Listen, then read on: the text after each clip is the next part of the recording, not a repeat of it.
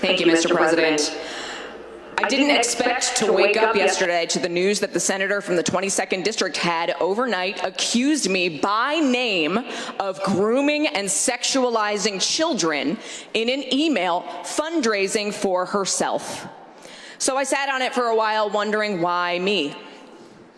And then I realized, because I am the biggest threat to your hollow, hateful scheme. Because you can't claim that you are targeting marginalized kids in the name of, quote, parental rights if another parent is standing up to say no. So then what? Then you dehumanize and marginalize me. You say that I'm one of them.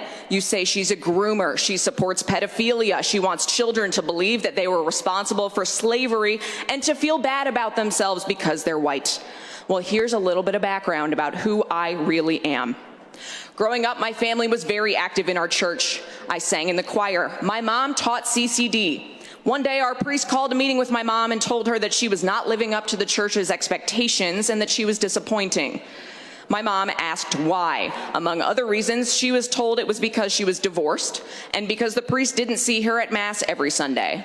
So where was my mom on Sundays? She was at the soup kitchen with me.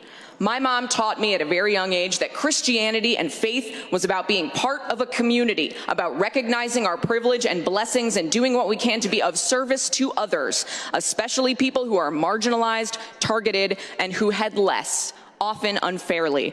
I learned that service was far more important than performative nonsense like being seen in the same pew every Sunday or writing Christian in your Twitter bio and using that as a shield to target and marginalize already marginalized people. I also stand on the shoulders of people like Father Ted Hesburgh, the longtime president of the University of Notre Dame, who was active in the civil rights movement, who recognized his power and privilege as a white man, a faith leader, and the head of an influential and well-respected institution, and who saw black people in this country being targeted and discriminated against and beaten, and reached out to lock arms with Dr. Martin Luther King Jr. when he was alive, when it was unpopular and risky, and marching alongside them to say, "We've got you," to offer protection and service and allyship to try to right the wrongs and fix injustice in the world. So who am I? I am a straight, white, Christian, married, suburban mom who knows that the very notion that learning about slavery or redlining or systemic racism somehow means that children are being taught to feel bad or hate themselves because they are white is absolute nonsense. No child alive today is responsible for slavery. No one in this room is responsible for slavery. But each and every single one of us bears responsibility for writing the next chapter of history. Each and every single one of us decides what happens next and how we respond to history and the world around us. We are not responsible for the past. We also cannot change the past. We can't pretend that it didn't happen or deny people their very right to exist. I am a straight, white, Christian, married, suburban mom. I want my daughter to know that she is loved, supported, and seen for whoever she becomes. I want her to be curious, empathetic, and kind.